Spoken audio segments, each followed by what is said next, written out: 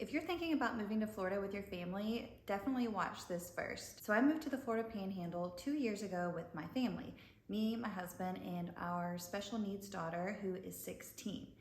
And it's not been anything like we quite expected.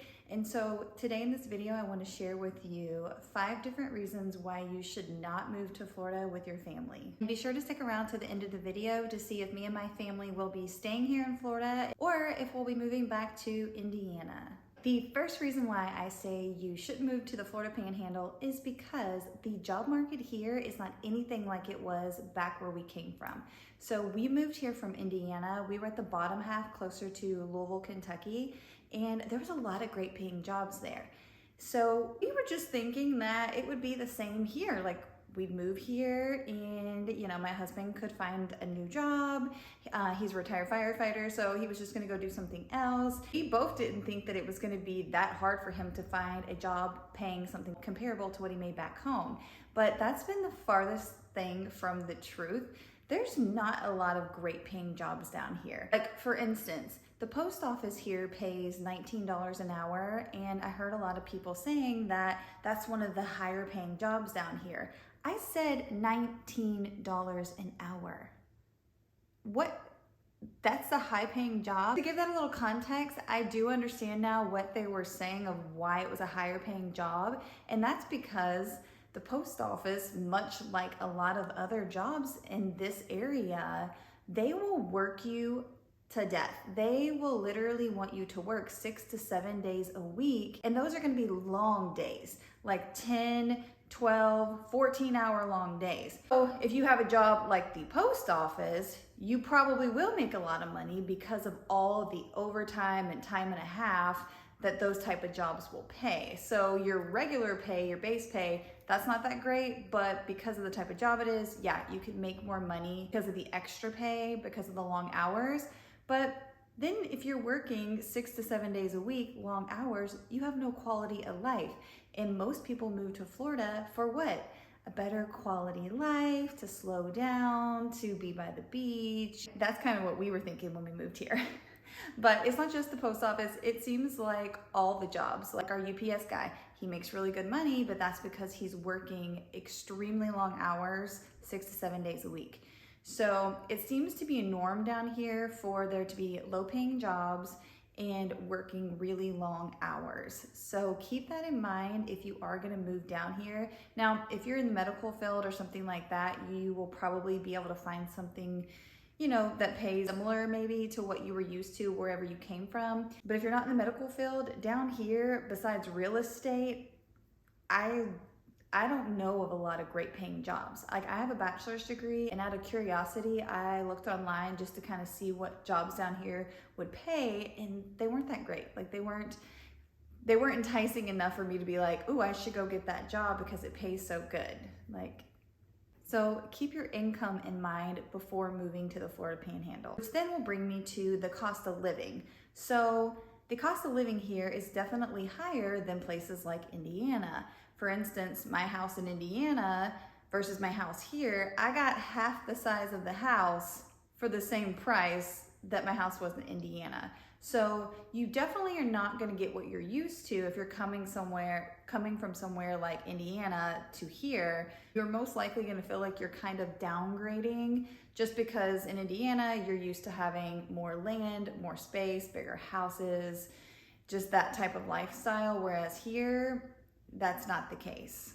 And then on top of that, so you're paying for a house down here that is going to cost basically double of what you paid back home if you want the same size house, but yet then you're not going to be able to find a job to even be able to pay for that mortgage. So be careful and do your research. And then if you're not in a position to actually buy a home, or you're not planning on buying a home and you're like, that doesn't apply to me because I can just rent an apartment or a house. But what seems to be right now, the average cost of renting an apartment or a house down here right now, it seems that $2,200 is what I keep coming across. So keep that in mind, because I don't know about you, but $2,200 to rent an apartment or a house that you might not love, that's a lot of money, So keep that in mind. Well, the third thing, it kind of stems off of the last one, but it is going to be home insurance. If you are a homeowner and you move to Florida, this has been the craziest thing. So when we were back in Indiana, we had the same insurance the entire time we lived there. And me and my husband, we've been together 20 years and we've had a couple houses together, and we've always just had the same insurance company. We loved it. It was great. If you are back in Indiana, we used Erie Insurance. They don't actually cover Florida, so we can't use them here, but they were great. But the home insurance here, this is the craziest thing. So we got home insurance when we got our house, obviously. And then the next thing we know, the insurance guy's calling saying, hey, your carrier no longer covers Florida, so I'm gonna have to try to find you some different insurance. The first time that call happened, I'm like, wait, what? Because I've never heard that, because like I said, back in Indiana, that wasn't a thing. Well, that was the first time it happened. We've actually had our house for about 1.5 years. We had been dropped 3 times because all of a sudden the carriers no longer cover Florida. So then when our agent does find us some new insurance, guess what? It costs more money. Our home insurance prices keep increasing and increasing and increasing, which means you're either gonna have to have that large sum of money up front to counterbalance the difference with your mortgage, or your mortgage payment's gonna go up. And then again, let me remind you, you're not gonna make as much money working down here. So that one right there is like one of the top things I tell people. Okay, so the fourth thing is Highway 98. If you have been down to Florida, if you vacationed here in the Panhandle, anywhere from like Pensacola Beach all the way to Panama City, you know about 98. And 98 is a nightmare. It's our main road down here. It's like, especially if you're down here by the water, like that's the main road. And so everyone has to travel on it. And so you have all the people that live here. And then when it's vacation season, you have all the vacationers. So then it like doubles to triples the amount of people on that highway. And because it's only 2 lanes both ways and there's really no way out, if there is a wreck, you could be trapped on Highway 98 for hours. When we first moved here, we had a guy putting brand new carpet in our house, and he said he got stuck on 98 for 16 hours because of a deadly crash that had happened, and they couldn't go anywhere. Like they were just stuck. Could you imagine with your kids in the car, or if you have to go to the bathroom, like what are you gonna do, you know, for 16 hours? Luckily, knock on wood, I don't have any wood, but I haven't gotten trapped for that long, but I have gotten trapped for hours on Highway 98 due to deadly accidents, which is another thing. There's always accidents on Highway 98. It's the worst highway. Like it's horrible. Like if you know, you know. It is just horrible. Like literally, because it's so bad, me and my daughter always say a little safety prayer every morning before we leave our house.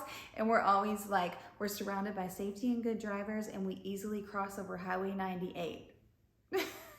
And let me tell you, when we actually have a good morning to where I can get to my stop sign off of 98 and cross over to the median and then actually get into the other side where I need to go, like if there's a smooth transaction with that, me and my daughter will literally like cheer in the car and high five each other, because it's just, it feels like you won the lottery if you have like an easy experience on 98. Like it's that bad. So the 5th thing is the medical care down here.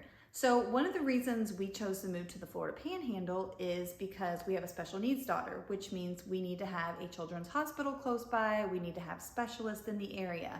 So Pensacola was one of the options of places that we can move to Florida.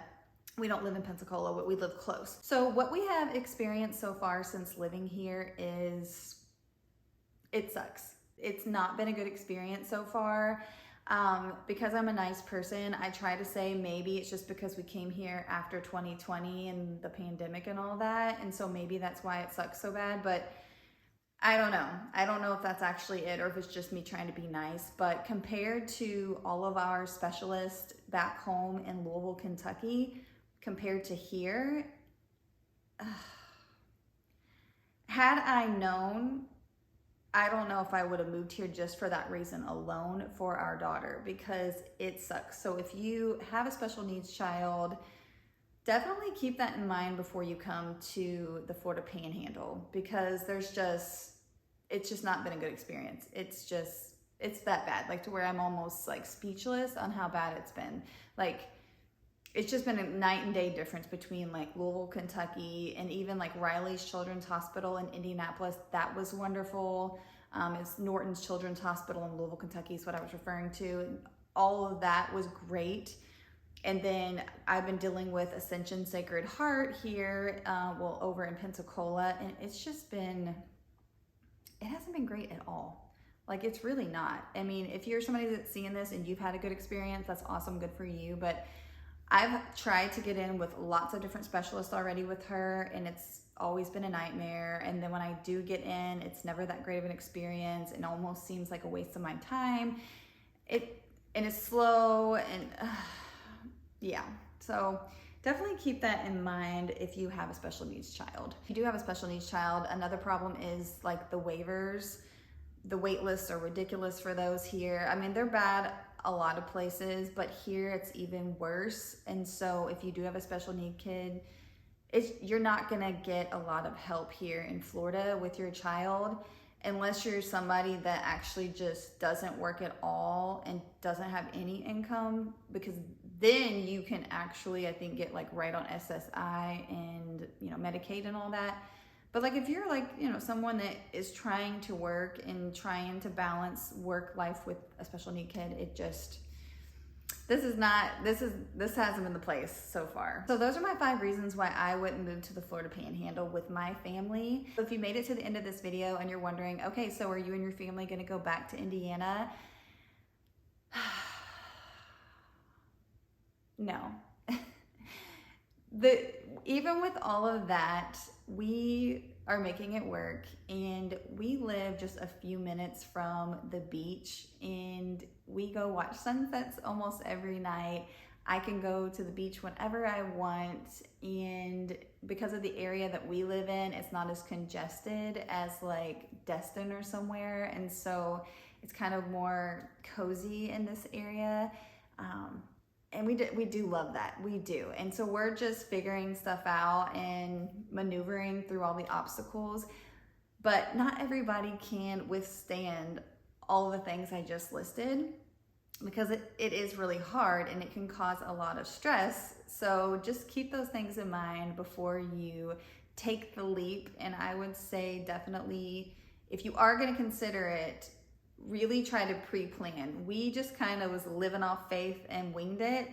But if you can pre-plan and actually find a job, make sure you'll make enough money, get a house in position before you come, and just make sure that everything balances out for you, and then make sure wherever you live isn't too far from where you have to work, then you'll be in a better position probably. So if you have any specific questions that you would like to know the answer to, please just leave those in the comments below. And if it's something that I do have the answer to, I'd be happy to answer that for you. I hope this video helps you decide if you want to move to Florida with your family.